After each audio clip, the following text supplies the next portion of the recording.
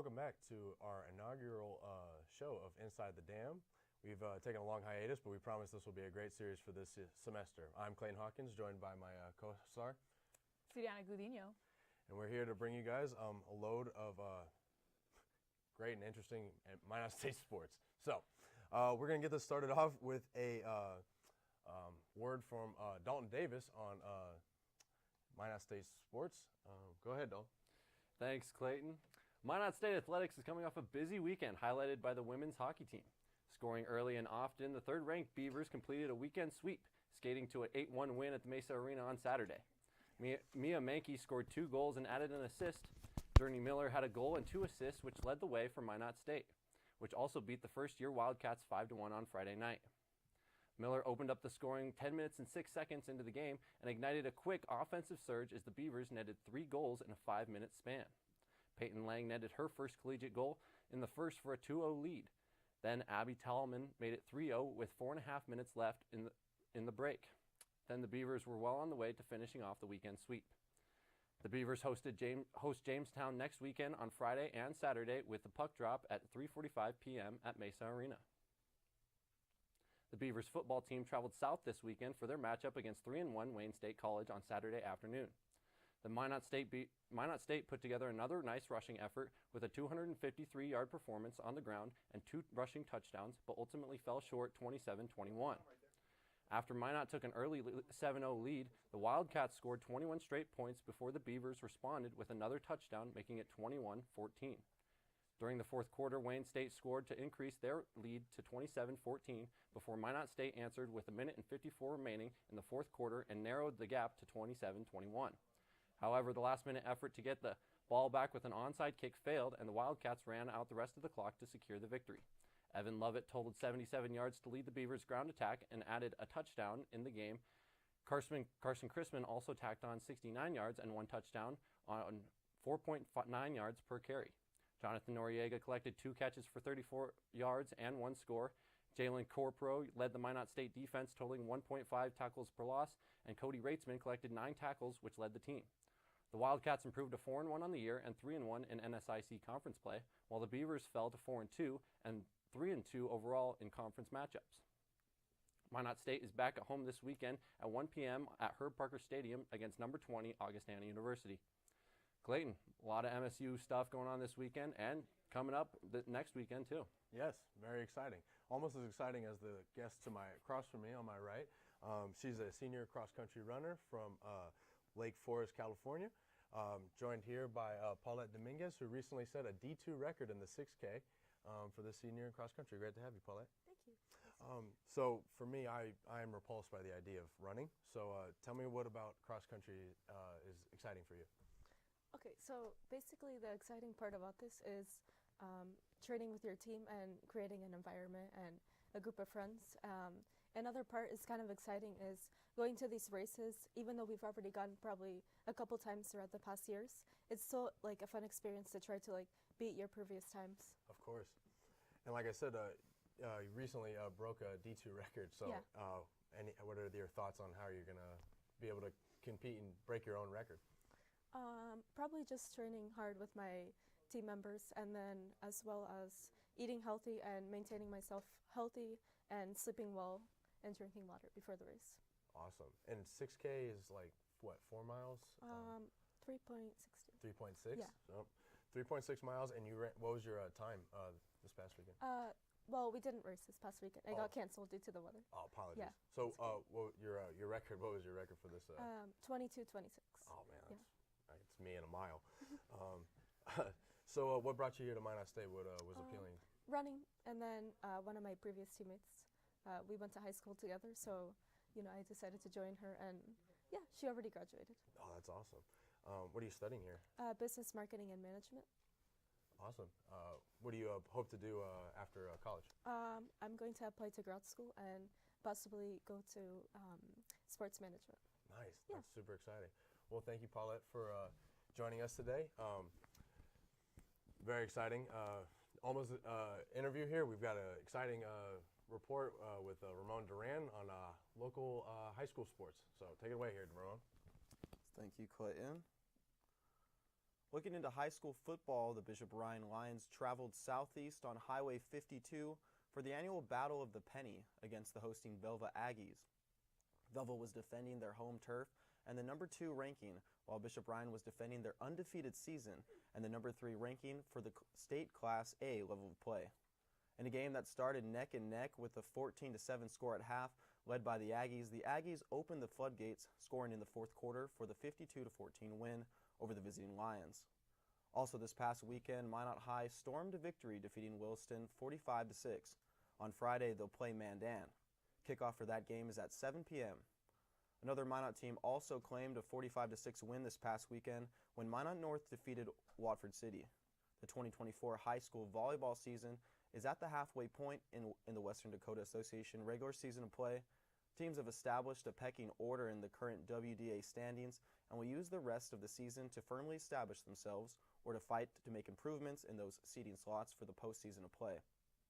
One such matchup happened at Minot High on Thursday, October 3rd, between 2 WDA teams competing for top seeding.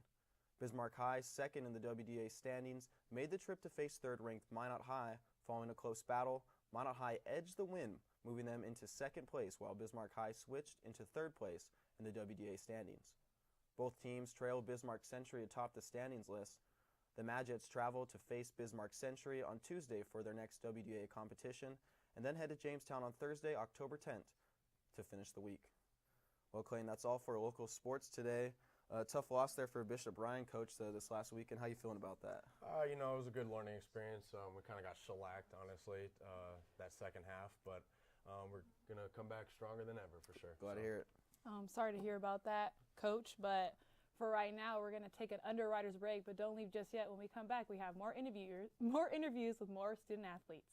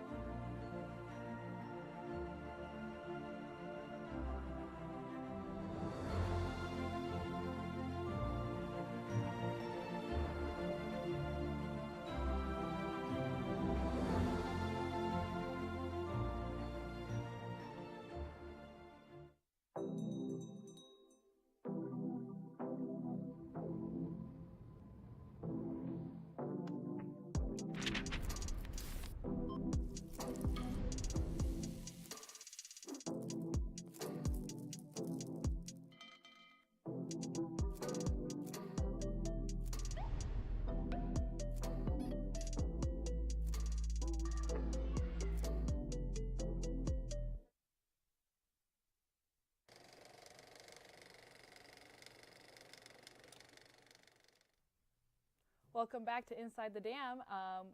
We have a lot more in for you guys. Clayton? Yes, we're going to a live shot with Noah Fredrickson. Thanks, Clayton. With a record of 25-6 last year and making his way to number 8 nationally in his weight class, I'm here with wrestler Brendan Barnes. Brendan, I'd like to start with the beginning of your collegiate journey. You grew up in Kalispell. How did you end up in Minot, North Dakota? So Kalispell is in Montana, and I wanted to go somewhere close to home, but not so close that I know everyone there, and it's just like high school 2.0. So I looked out a little bit, and Minot was close, 12 hours away, not super close, but close enough that I could go home I could drive home if I needed to. And then so I came out to Minot, saw the campus, loved it, loved the coaches, loved the facilities, and just felt like a right choice for me, and here I am now. So staying on your high school days, were you just a wrestler in high school, or did you play other sports? I tried a lot of different sports. I wasn't very good at them. I did tennis for a couple years. I think I won 1 game in 2 years, so not very good. I did soccer for 4 years, loved that. And then I did track my senior year, which was cut short by COVID. so I never really got to compete in that, sadly. Okay, so main focus was as a wrestler. What was your recruitment trail like? What schools were looking at you other than Minot? So there were a couple of schools that looked at me. I wasn't the greatest wrestler coming out of high school, so there wasn't a whole lot, but I reached out to a lot of schools, talked to them, and recruited by a couple, a lot of D2s, some NAIAs, some D3s. But Minot was the one I liked the most and recruited me the most, so here I am. Okay, so you came to Minot, and you mentioned kind of you graduated in the COVID era, and then your freshman year was one of the main COVID years. Can you kind of talk about your experience with that and the impact it had on you? So COVID was weird because you weren't supposed to be in contact with people, but wrestling obviously is a contact sport, so in contact with someone. And so what they had us do is they partnered us up with one partner, and the partner I got, he was a captain, I think he was a junior, and he was one of the hardest workers on the team, and that really shaped me, being stuck with him and having to get to his level, being able to work that hard every day at practice, and it really brought me to where I am today, and I have a lot to thank because of that time where I was stuck with him as a partner. Stuck with him because of COVID.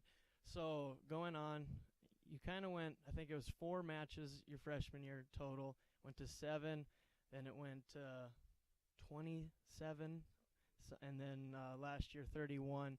How does that work, just getting more and more as you grow older in your career?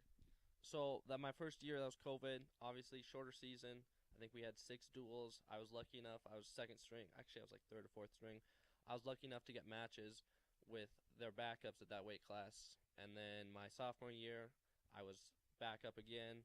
And so I just wrestled at some open tournaments, some duels here and there, got a couple matches. And then my junior year, I started, got more matches, but I still wasn't where I wanted to be, and I lost out of some open tournaments. And then finally, last year, I wrestled through all those tournaments, all the duels, everything. And I was able to get a lot of matches and a lot of mat time, which really helped me get to where I wanted to be. Sounds great. Thanks, Brendan. You heard it here. We got a stud wrestler on our hands, and we're looking forward to another great year from him. Back to you, Siri. Thank you so much, Noah. We want to, wish everyone luck in their season going in. But for right now, we're going to go to Gage, who has input on the regional sports. Hi, Gage. How are you? I'm good. How are you guys doing? Not so bad. Good, yeah.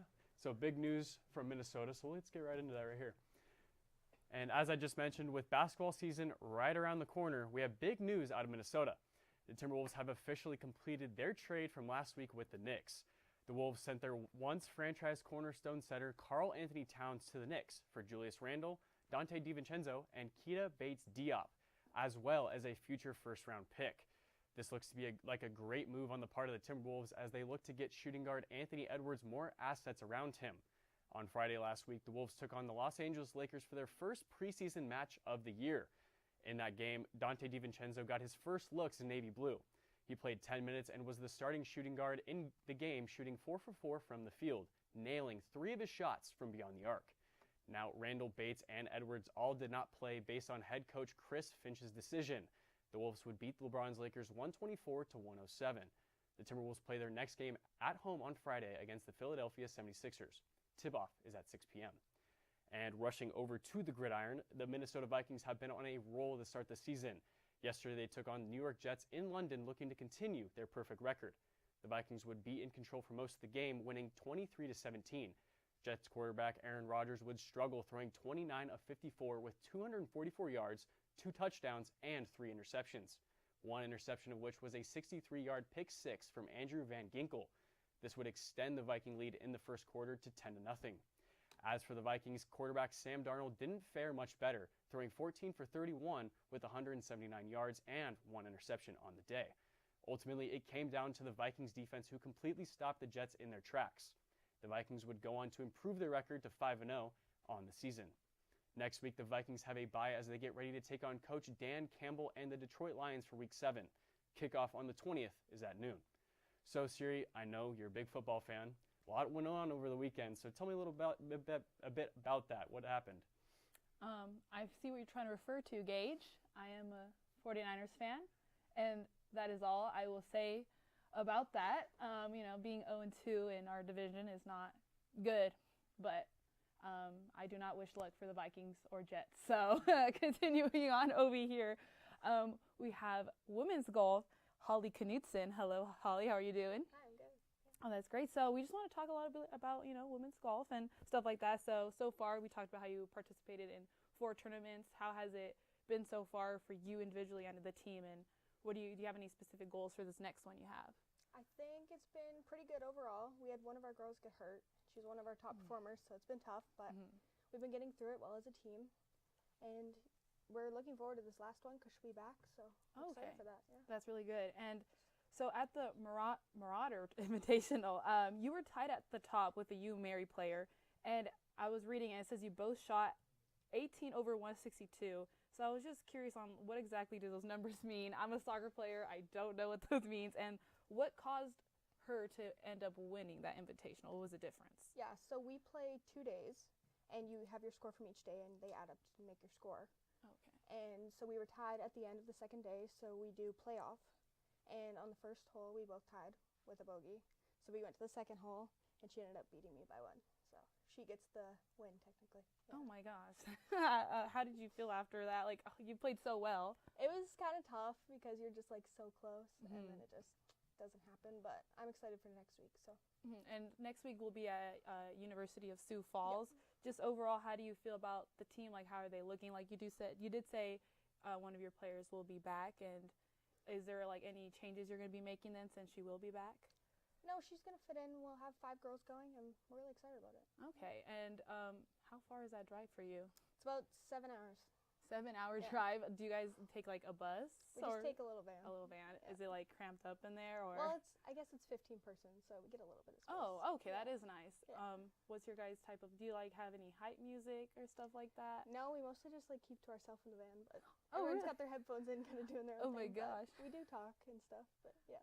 Okay, and then when it comes to like coaching per se, I don't know much about golf, so I'm really like curious on that. Like, do you still get to be taught new techniques and stuff like that, like being a collegiate athlete moving on in golf? Everyone has their things they need to work on their own game, so it's like kind of whatever you need to work on is what you'll focus on. But we all do kind of the same things at practice, but then you break it down to what everybody needs individually. Okay, and then how does like a practice typically like look like for you? We usually go, it's about 2 hours long, and like the first hour we'll do like irons or like longer stuff, and then the second hour we do a lot of chipping and putting. Oh, okay. Where do you guys practice at? At the Varden. The Golf Varden. Club. I don't know places here. I'm like, I'll have to look that up later. Do you have a specific location so far that you have your like most, I don't know how to word this, a favorite place to go participate in or compete in? Well, we go down to Arizona in Oh. March, and that's always really fun. Okay, what is that invitational called? Oh, I'm not sure. Oh, It okay. changes every year based on which one we go in. Okay, are you guys going on a flight then? Yeah. Okay, what are you looking forward to going into this spring? When it comes to spring, like, is there any different adjustments you have to make? No, I'm just gonna work on my game throughout the winter, and hopefully come out strong. Okay, well, thank you so much for joining me, and good luck at your next invitational at USF. That was Holly Knudsen, and we'll be right back after our unrider break, but don't leave just yet. We'll have AJ interviewing another student athlete.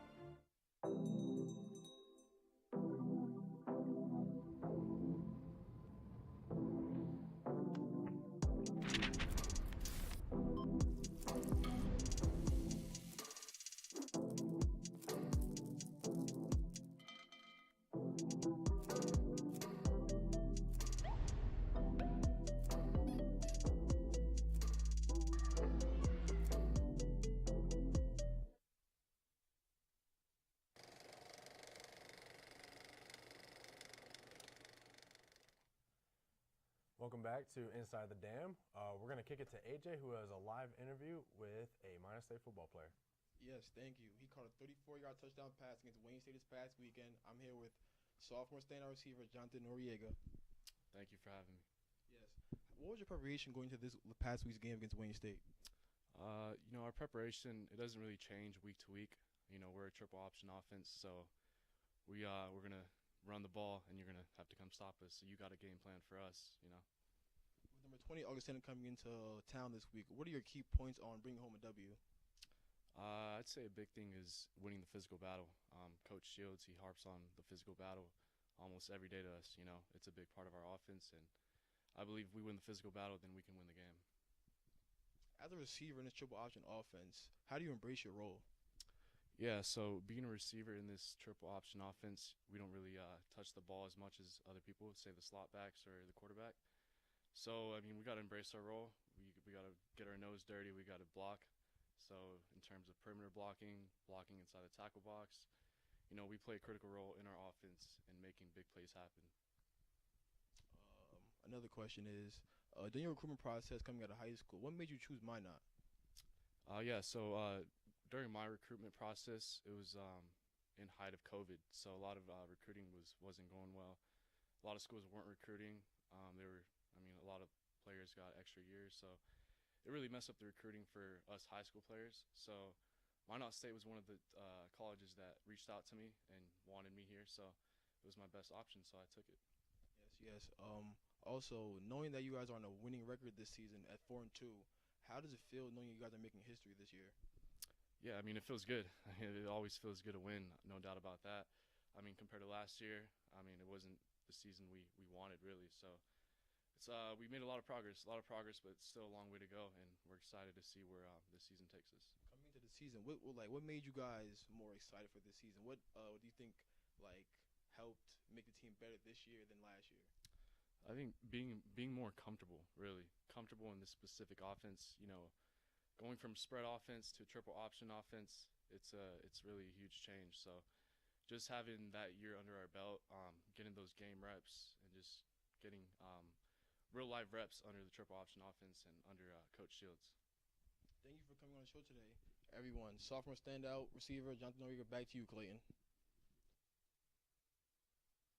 To the Beavers the rest of their football season. We're going to take a short a promo break, but stick right here with us. Minot State's small enough that you get to experience a lot of good things. You get into radio right away, TV right away, work as a director, a producer, or a talent on the show. It's really fun to be involved doing all those things. We've got the new technical equipment. Everything you work with here, for the most part, is going to be out there in the real world. Neil Roberts is a great mentor. He has been seasoned in TV and radio and able to bring that experience to the classroom, and he's personable. He has a passion for it, and he wants everyone else to share that passion as well. I'm the director and producer of Inside Out. I work with a lot of different people and make sure that everyone's satisfied and everybody's working together to make communication what it is. Over this semester, everybody's worked together and found this rhythm with each other, and it all just comes together and makes a really nice finished product.